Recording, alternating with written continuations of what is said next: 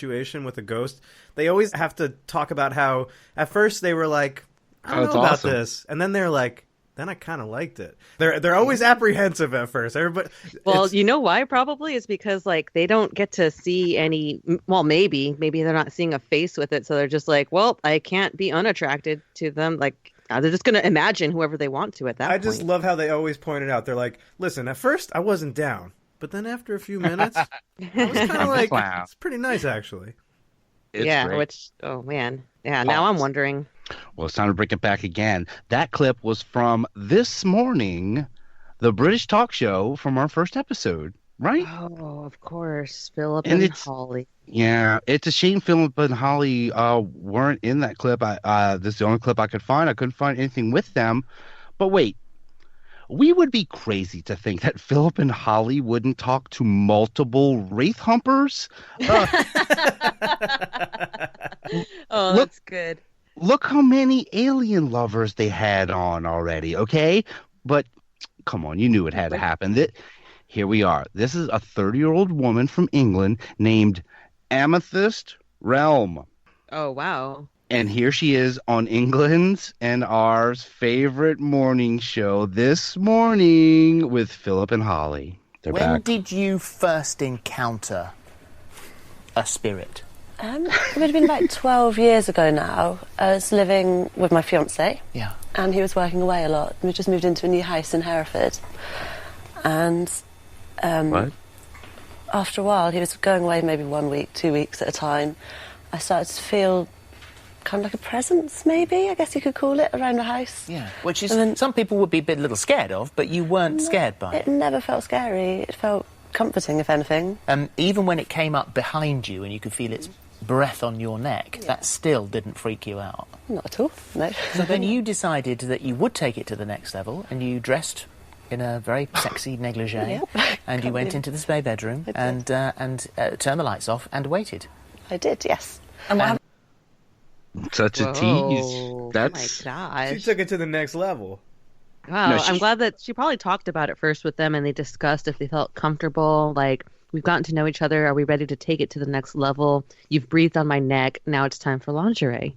Well, she's really asking for it. I think this is like the first one that is true spectrophelia. Would you agree?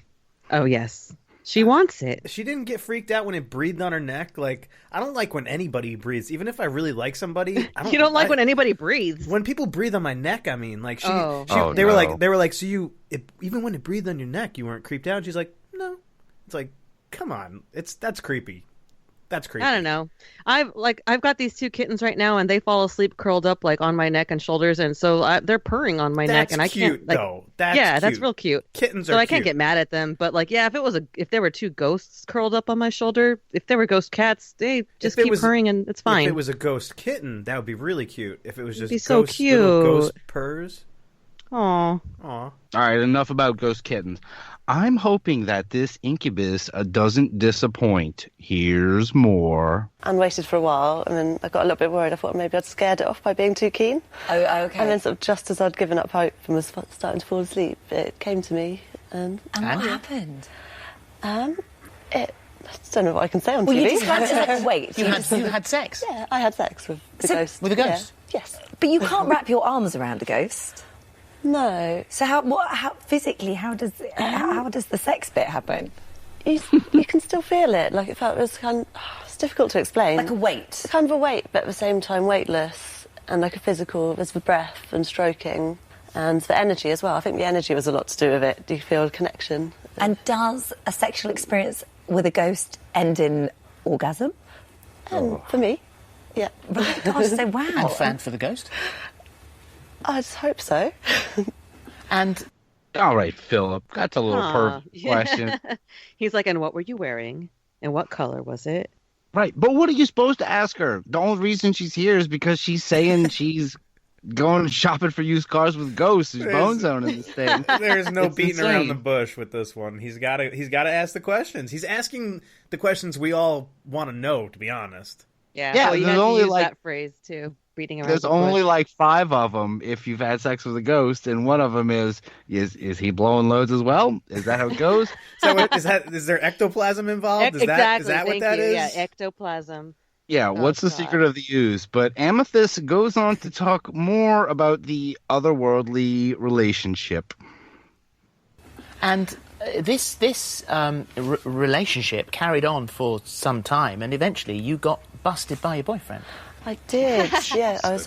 He came home from work a day early, and apparently he says he saw the shape of a man through the spare room window when he pulled up. Which is unusual because the spirit or ghost had never showed him his physical form to you at all, and yet to your fiancé did. Yeah.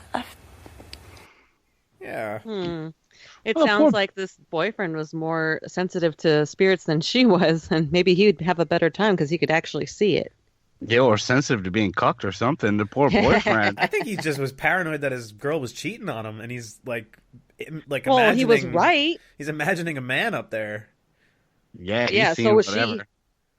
Well, they go on to say that this particular entity got bored with that. The entity probably got bored with her after this happened and ghosted her. But since then, she has plenty of other shadow trysts. There have been many other spirits that have come to visit you. And some have lasted sort of one time, but some have lasted a little bit longer. Yeah. Are they very different sorts of relationships? Have they got different energies? Yeah, you can always feel the difference. The same just with a human, I guess. You can just feel different presences, so different personalities. It's not the same one coming back 20 times? No, it's often different ones. Slut. Yeah. And you say, because since your first sexual encounter with a spirit, you haven't had human contact in that way since. No. So once you go ghost, you never go back? Pretty much. Oh, my God. Is that right? It is, yeah. I've got no interest in men now. Well, what about children? Oh, my God. What about children? That's his question? That's his question. Sorry, gentlemen. She is off of the dudes, but 20 times? Philip getting a little jab in there? Is it the same ghost railing you 20 times? Tell us. Come on. Yeah, I think he's like really jealous, not that he wants a ghost lover, but he's just like, what are my chances to get with this lady? Oh, so you don't fuck dudes anymore. Well, he used that popular phrase that we've all heard like a million times. Once you go ghost, you never go back. Because oh my God. That just rolls off the tongue so well. Right. Go and ghost. The only way to follow that up is to say, hey, what about children, right? But oh God. What did he mean by children? Let's find out. Well, what about children? Because that surely is not possible. I don't know. I've done actually a bit of research into phantom pregnancies recently, which I know sounds phantom ridiculous. pregnancy doesn't mean you have a phantom. It doesn't, but actually, there's case studies where people have done a bit of research, and there's... I'm trying to think how to explain. Yeah. But there is sort of possibilities that could actually be maybe the ghost of a child within you, but people don't know how to carry it on to full term kind of thing. Oh, and you would you like to become pregnant with it?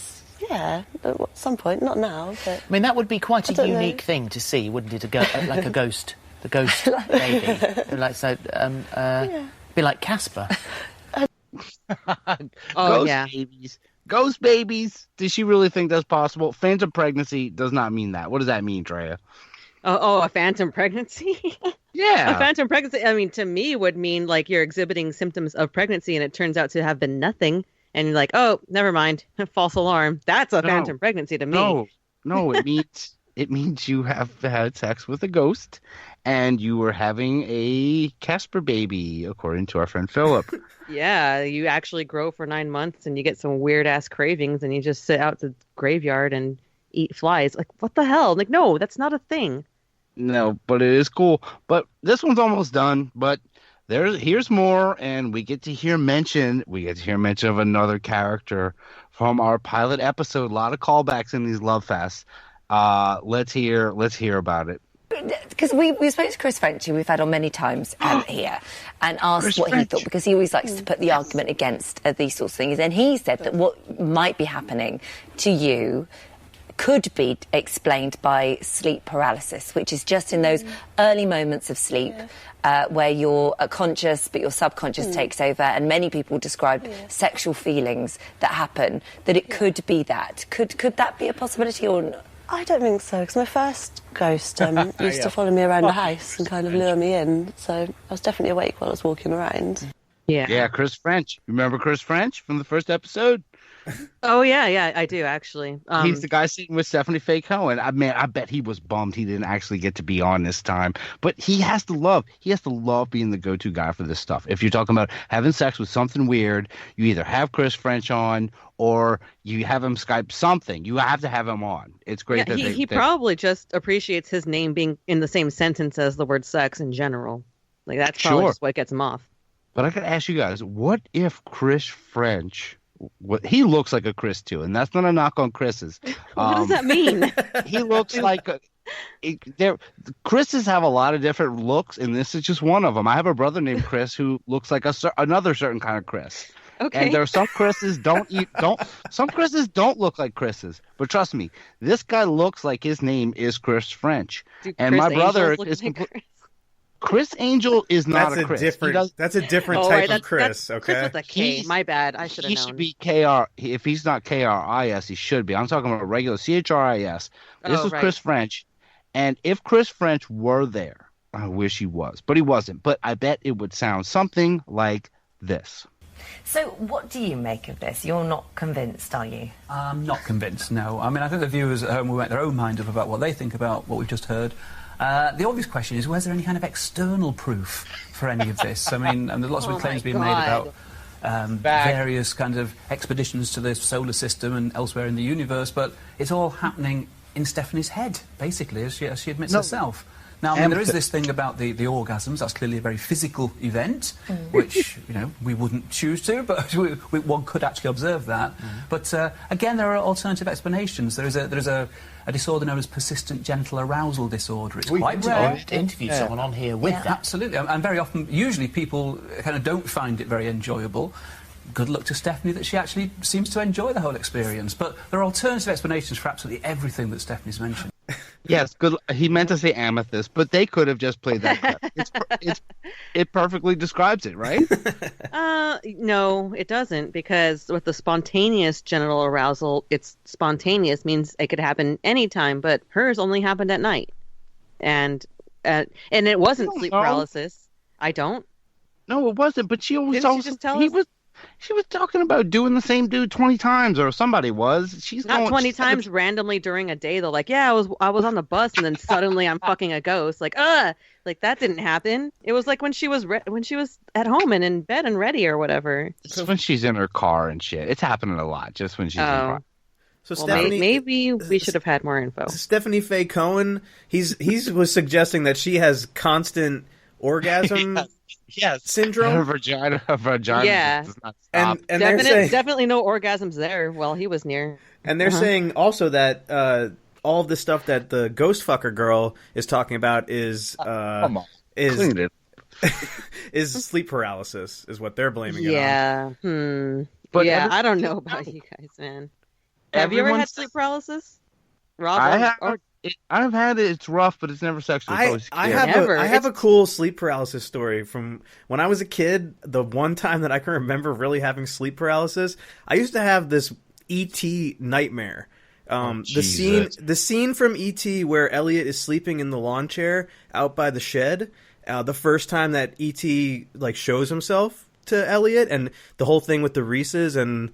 I used to have this reoccurring nightmare that I was Elliot sleeping on the lawn chair, and it was pretty much the lit up shed, and then E.T. would slowly come out of that shed, and right? I couldn't down on you. I couldn't fucking talk. I couldn't. I remember I wanted to run for my life, but I couldn't even scream, and that's my so sleep. Drawn in by his warm gaze. I was fucking scared of E.T. for some reason. I don't know why. Yeah, so sleep paralysis is mostly terrifying, and you when they said at some point, and many people describe feelings of sexual abuse, I have never heard a single single account of sleep paralysis being sexual ever. And later on, it turned out Rob and E.T. just played Future Street Fighter together, and their bond grew closer. But it's time to rob it up for... rob it up. Let's rob it up for Amethyst Realm, really her name. And, sorry to say, and again, we have to say goodbye to Philip and Holly. Oh, they'll be. Let's be real. They'll be back. They'll be back. They'll fucking be back. Oh, they want to come back.